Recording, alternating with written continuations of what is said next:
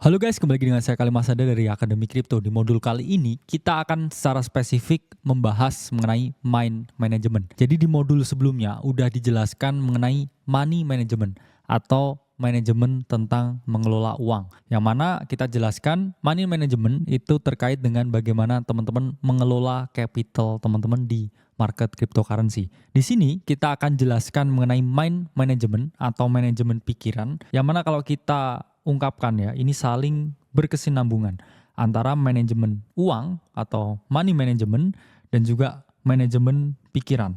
Karena pasti ketika money manajemennya ini udah benar, ini kita pikirannya itu juga pasti benar.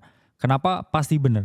Karena semua tentang uang itu merubah persepsi kita terhadap cara kita melihat sesuatu. Dan pikiran kita ini adalah sistem yang sangat amat kompleks yang mempengaruhi keberhasilan dari kita trading dan juga kita investing. Karena pada dasarnya realitas itu dibentuk oleh pikiran kita. Dan ketika pikiran kita tidak bisa menggambarkan realitas seperti apa yang kita inginkan, ini tidak akan mungkin tercapai yang namanya kesuksesan di dalam trading atau investing di market cryptocurrency. Nah, di sini kita akan membahas hal yang paling penting di dalam dunia ini, yaitu adalah hal yang bisa kita kontrol dan juga hal yang tidak bisa kita kontrol. Jadi ini adalah controllable ya, dan di sini adalah uncontrollable.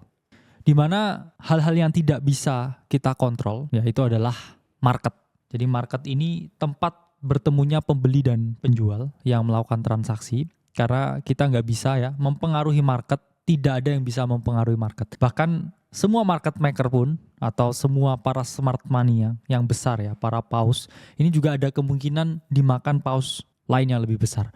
Atau bisa aja dia dimakan ikan-ikan kecil yang jumlahnya sangat banyak. Jadi di market itu tidak ada jaminan bahwa selalu menang atau selalu berhasil. Bahkan mereka yang punya uang yang unlimited pun ya menggerakkan market, misalkan Bitcoin sampai 1 juta US dollar. Lalu pertanyaannya mereka mau jual ke siapa kalau semuanya udah naik?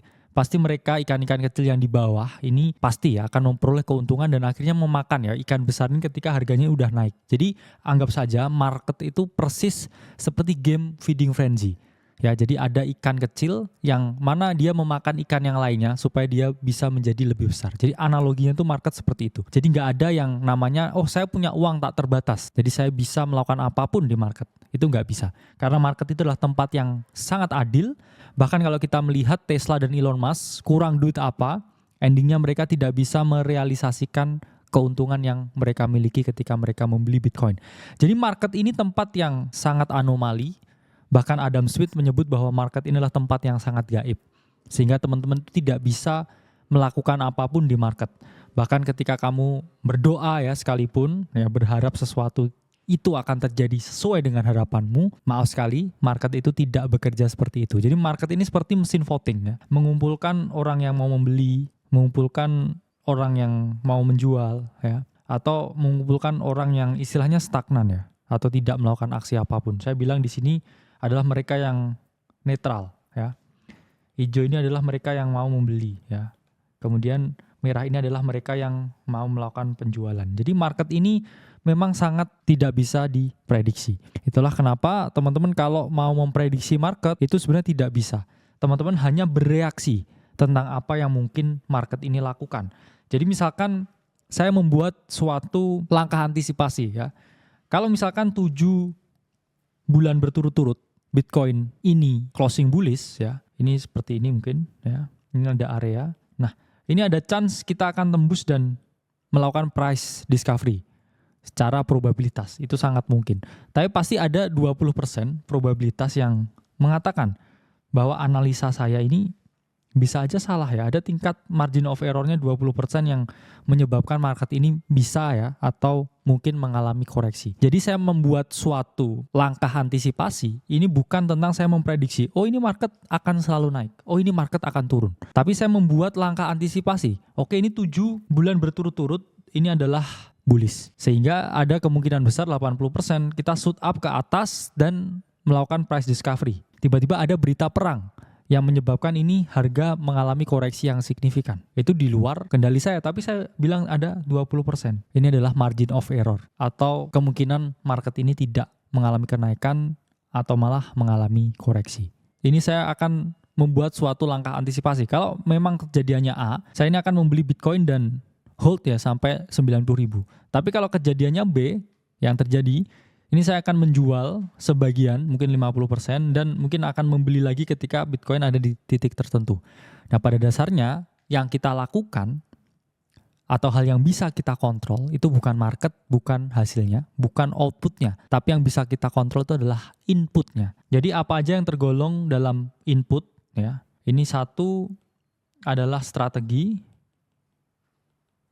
dan kedua adalah mentalitas atau pikiran atau mind. Yang mana strategi ini ya, ini sayangnya hanya 20%. Trading dan juga investing itu 80%-nya itu adalah psikologi ya atau pikiran. Yang mana mind ini bisa dibagi lagi ke dalam 3 hal, yaitu adalah sebelum dan kemudian di saat dan setelah ya melakukan suatu investasi. Jadi sebelum teman-teman melakukan investasi, ketika atau di saat teman-teman melakukan investasi, dan setelah teman-teman melakukan investasi, itu harus dilakukan suatu mind management yang khusus. Apa aja mind management yang khusus? Ini pertama kita akan bahas sebelum melakukan investasi. Pertama teman-teman harus tentukan tujuan. Ini yang paling penting. Tujuanmu kamu masuk ke market ini pengen apa? Apakah pengen mencari kekayaan sebanyak-banyaknya? Apakah kamu di sini ingin mempertahankan kekayaan yang kamu miliki? Misalkan kamu udah kaya. Atau ketiga, kamu cuma pengen seneng-seneng, asik-asik, eksplorasi suatu hobi baru. Ya, dari ketika di awal ini kamu mau investasi, udah nggak dapat mind manajemennya ketika kamu, saya lihat PPU Aceh keren, saya mau berpartisipasi.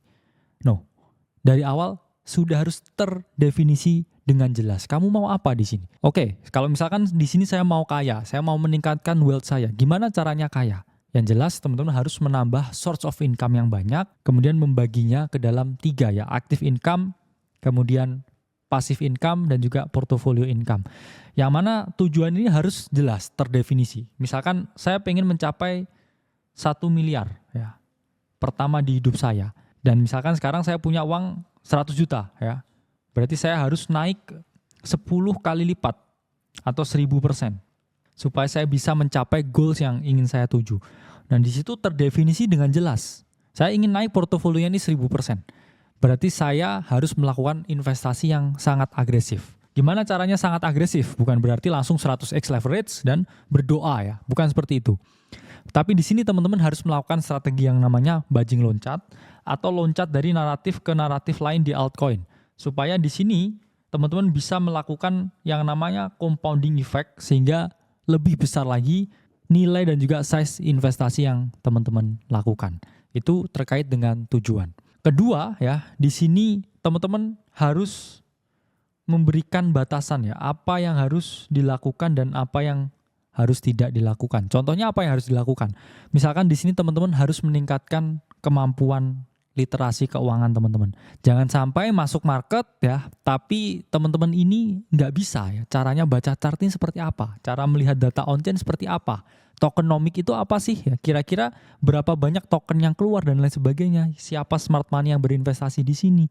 Itu adalah hal-hal yang harus teman-teman ketahui. Tapi ada juga ya hal-hal yang memang nggak harus teman-teman ketahui. Misalkan teknisnya exchange seperti apa ya, atau misalkan di dalam protokol kripto blockchain itu seperti apa, itu sangat jauh. Sehingga ada hal yang harus teman-teman pahami dan ada hal yang harus teman-teman batasi. Kalau teman-teman di sini pengennya mau untung, ya pelajari apa yang bisa memberikan keuntungan ke teman-teman. Jadi buat batasan di sini.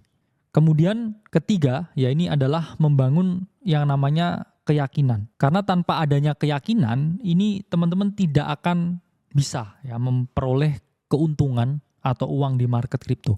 Karena flow-nya seperti ini ya. Awalnya teman-teman tuh berawal dari pengetahuan ya. Pengetahuan berubah jadi kepercayaan dan baru yang ketiga ini keyakinan. Tanpa adanya conviction sama sekali dengan market kripto, kalau teman-teman di sini hanya oke, saya pengen kaya ya. Saya FOMO beli kripto, tapi nggak tahu apa itu kripto dan apa itu teknologi blockchain. Apa itu fungsi teknologi blockchain untuk masa depan. Saya jamin 2 minggu setelah market merah, teman-teman bakal keluar. Padahal di sini teman-teman harus punya keyakinan yang sangat amat tinggi terhadap apa yang teman-teman investasikan di sini. Sehingga mind management ya di sini ketika teman-teman sebelum masuk itu niatnya harus sudah jelas ya, keyakinannya itu harus ada. Tapi untuk membentuk keyakinan harus ada pengetahuan, minimal pelajarilah apa itu Bitcoin. Siapa penemunya Bitcoin? Kapan Bitcoin ditemukan? Bagaimana sistem dari jaringan blockchain dan lain sebagainya. Itu harus teman-teman pahami, teman-teman ketahui, baru teman-teman timbullah keyakinan. Oke, saya yakin dengan market ini, saya yakin dengan altcoin yang saya beli, dan kemudian kita masuk ya hal keempat sebelum melakukan investasi ya ketika ini di tahap mind management, yaitu adalah be realistic. Apa itu be realistic? 97% trader itu akan gagal. Di market ini untuk mencari keuntungan itu tidak semudah yang teman-teman bayangkan. Chance-nya ini sama seperti ketika teman-teman mau masuk NBA.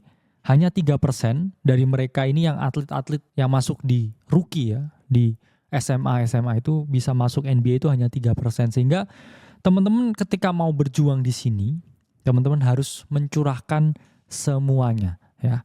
Jadi semua harus teman-teman curahkan untuk bisa berhasil di market ini. Itu pun gak ada jaminan buat berhasil. Sehingga itu terkait dengan mind management sebelum teman-teman memulai trading atau investasi di market cryptocurrency. Kemudian kita bahas ya di saat melakukan investasi.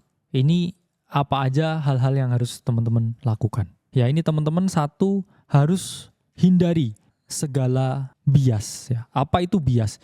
Bias itu adalah suatu saya bilang kecacatan berpikir yang ditimbulkan oleh persepsi atau hal-hal lain atau mungkin histori yang mana harus teman-teman hindari supaya teman-teman bisa berpikir secara objektif. Jadi intinya di sini adalah objektif.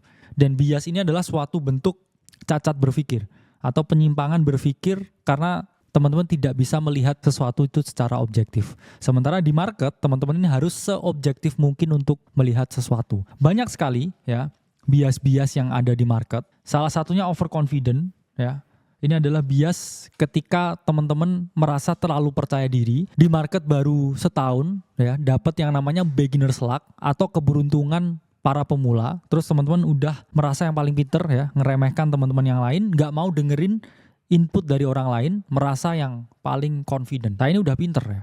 Saya 4 bulan ini untung terus kok ya, ngapain saya harus dengerin orang lain. Nah ini adalah overconfident bias yang harus teman-teman hindari. Kemudian ya kedua itu ada yang namanya herding. Herding ini apa sih? Herding ini istilahnya FOMO atau kebiasaan untuk mengikuti apa yang dilakukan oleh orang lain. Jadi misalkan ya, oh ini semua beli Dogecoin nih, saya harus beli Dogecoin.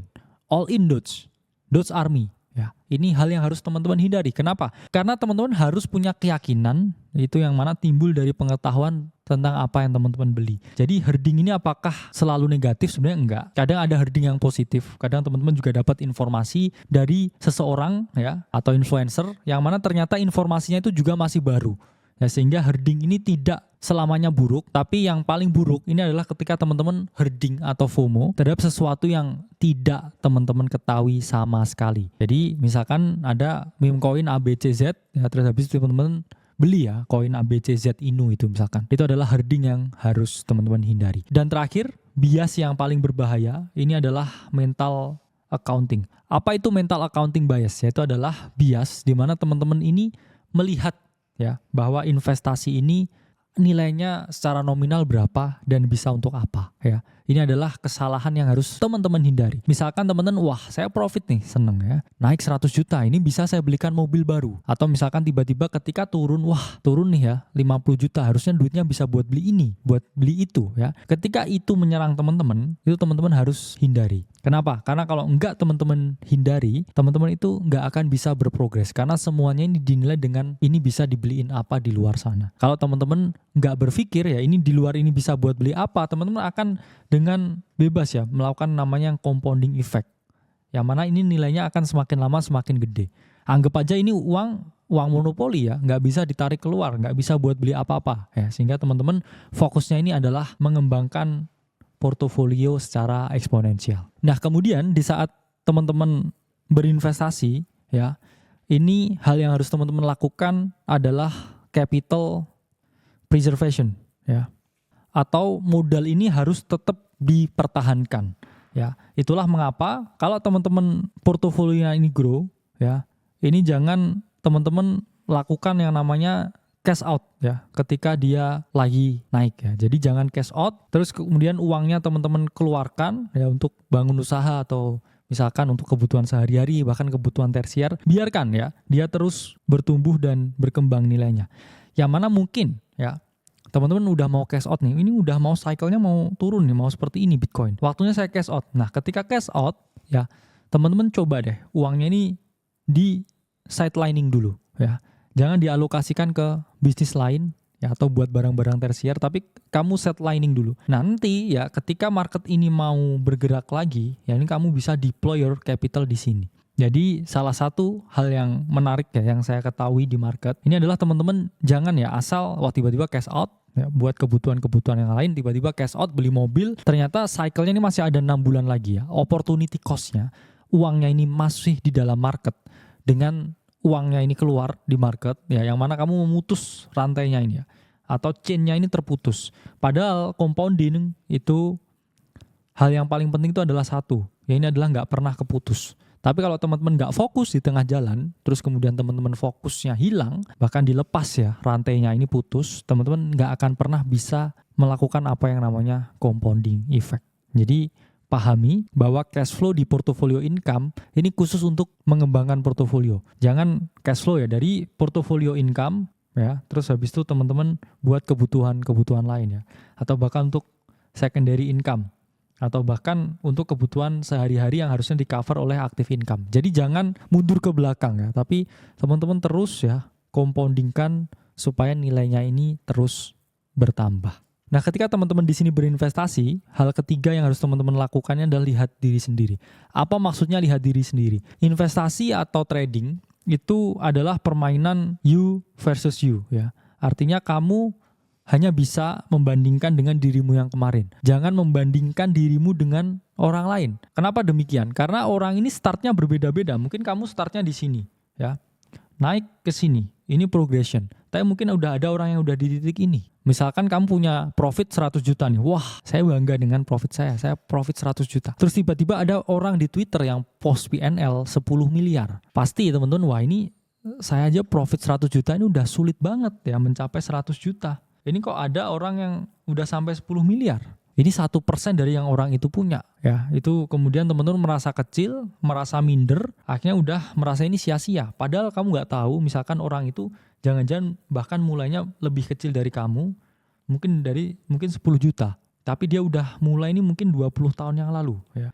Ada time gap 20 tahun yang lalu. Sementara kamu baru 2 bulan di sini. Apa yang mau kamu bandingkan? Nggak ada ya. Terus kamu menyesal, oh harusnya saya mulai 20 tahun yang lalu, harusnya saya beli Bitcoin 2013. Nasi sudah menjadi bubur, ya mari kita lihat ke depan, fokus ke diri sendiri, jangan lihat orang lain kalau kamu mau berkembang secara pesat. Terakhir, kita akan membahas mind management atau manajemen pikiran setelah melakukan investasi. Pertama, teman-teman harus bersyukur ya. Apa maksudnya bersyukur? Seperti yang saya jelaskan di poin sebelumnya, ada yang orang bersyukur dengan 100 juta, ada yang menurut mereka 10 miliar itu kecil. Jadi apapun di market itu asal nggak rugi, itu harus kita syukuri. Besar kecil profit yang kita peroleh itu jauh lebih baik ya daripada loss yang kita peroleh. Sehingga di sini teman-teman harus memahami ya, bersyukur itu adalah segalanya. Dan membandingkan dengan orang lain, ya itu nggak pas. Ya. Apalagi ini lanjut ke poin kedua ya. Ketika teman-teman udah bersyukur, teman-teman terhindar dari yang namanya revenge atau balas dendam. Ya istilahnya biar revenge trading ya atau revenge investing. Ini adalah keadaan ketika teman-teman ini sebenarnya udah merasa cukup ya. Oh saya ini profit 100 juta misalkan. Ini cukup lah ya. Bisa buat hidup 1 tahun misalkan dari profit. Atau misalkan nggak buat hidup ya, tapi bisa saya compoundingkan lagi. Lebih gede lagi. Oh ini udah lumayan kan, 100 juta itu udah kayak gaji manajer di level atas. Terus kemudian teman-teman lihat tadi, orang yang PNL-nya 10 miliar tadi. Terus habis itu ngiri. Ya, orang ini kok bisa mencapai 10 miliar ya? Ini saya hanya 1% dari 10 miliar. Oh gimana kalau ini saya leverage kan? Saya leverage semuanya, leverage 100 kali lipat. Ini kalau saya naik dikit aja ya marketnya, ini saya bisa mencapai angka ini, minimal 10% dari angka ini. Nah itu nggak boleh teman-teman lakukan. Ini yang namanya revenge trading atau revenge investing ketika kita merasa tidak cukup dengan apa yang kita miliki. Sehingga intinya jangan membandingkan ya, bersyukur, terus menghindari revenge trading atau revenge investing. Ini contohnya kalau teman-teman abusing the leverage. Tapi kalau teman-teman mikir dengan konsep yang sama, wah ini gimana? Ini ada koin baru ya. Ini baru listing ya. Ini katanya bisa jadi the next ini ya. The next Shiba Inu. Terus kemudian apa yang teman-teman lakukan? Uangnya 100 juta ini teman-teman all in kan 100% ya ke koin ticker baru gitu ya, Inu gitu. Berharap nanti kalau jadi Shiba Inu ya, ini saya misalkan naik puluhan ribu %, saya bisa ke angka 10 miliar itu. Itu adalah hal yang tidak boleh dilakukan ya, karena semuanya ini harus dipahami bahwa kita di sini untuk long term, dan ketika kita di awal ini tujuannya udah salah, udah lihat nominalnya ini, secara management itu sudah berantakan. Itu kita tidak akan pernah bisa growing portfolio, kita tidak akan pernah bisa survive ya. Karena at some point ketika pikiranmu kacau lagi, kamu lihat orang lagi punya influence lagi, tiba-tiba ngerubah strategi lagi, ini semua benar-benar kamu coret semuanya ya. Ini semuanya kamu coret ya. Apa yang saya ajarkan hari ini udah gak ada artinya lagi. Karena tiba-tiba itu tadi, seperti compounding, itu bukan hanya tentang duit ya. Compounding itu juga tentang skill, mindset, dan juga ketahanan emosi ketika kamu investing atau trading. Misalkan seperti ini ya, ini bukan hanya duitnya yang di sini ya. Ini misalkan kalau compoundingnya itu dari segi duit. Misalkan kepotong satu ini udah selesai. Begitu juga dengan skill ya. Misalkan kita ngomong di sini adalah ya skill ya, bukan duit tapi skill. Ini ketika kamu putus di sini, mentalmu juga berantakan lagi. Kamu nggak akan pernah bisa mencapai hal yang lebih baik terus. Jadi harus dipahami bahwa di sini teman-teman yang compounding itu bukan hanya cashnya atau capitalnya atau liquidnya, tapi skill kita, tetapi kedewasaan kita dan juga kecerdasan emosi kita yang juga harus bertambah seiring dengan berjalannya market. Karena dua hal ini adalah dua hal yang berbeda. Ya, bisa aja kamu tiba-tiba jackpot, beli koin yang ada embel-embel Inunya ya, terus tiba-tiba uang kamu ya jadi puluhan miliar secara mendadak ya. Tapi kamu nggak tahu thought prosesnya untuk mencapai uang seperti itu seperti apa ya. Ini kamu abaikan, tiba-tiba kamu berpikir ya, wah saya dulu adalah pemenang lotre, saya adalah miliuner semalam. Terus kamu lakukan, kamu berpikir lagi dengan uang yang ada sekarang, ini saya bisa jadi miliuner lagi, saya tinggal cari koin yang bisa home run lagi. Tapi nyatanya momen itu ternyata hanya terulang sekali seumur hidupmu. Dan kamu gak punya mindset ya untuk membangun itu secara long term. Kamu hanya lottery ticket winner istilahnya. Itulah kenapa lottery ticket winner itu selalu going broke again setelah 4 tahun. Nah, ini statistik ya. Biasanya kamu mungkin JP istilahnya di bull run ini. Kamu JP, kamu dapat uang misalkan sampai miliaran. Ini kalau kamu gak punya skill setnya, 4 tahun kemudian tuh kamu pasti akan berantakan. Pasti going broke again ya. Itulah kenapa ya harus jadi NBA ya, never broke again. Jangan balikin lagi uang yang udah kamu peroleh dengan sulit di market, sehingga itu harus punya mind management yang tepat. Oke, jadi itu sedikit pemaparan tentang mind management atau manajemen pikiran. Intinya kita selalu percaya bahwa realitas yang ada itu 100% dibentuk oleh pikiran kita. Jadi kalau kita maunya sukses, kita maunya di kripto ini punya banyak capital yang growing, kita harus menyadari bahwa kita membutuhkan mental yang kuat, pemikiran yang kuat untuk bisa mencapai hal tersebut. Karena tanpa adanya pemikiran yang kuat, tanpa adanya mind management yang baik, ketika sebelum atau di saat dan juga setelah melakukan investasi, itu kita tidak akan pernah bisa ya mencapai apa yang namanya immortal compounding atau kenaikan yang terus menerus. Karena ingat teman-teman, cycle-nya masih panjang, ya bulannya masih panjang. Jangan terbakar di tengah-tengah karena teman-teman salah melakukan money management, yang mana itu juga berdampak sangat fatal ke mind management. Saya Khalid Masada dari Akademi Kripto. Sampai berjumpa di video selanjutnya.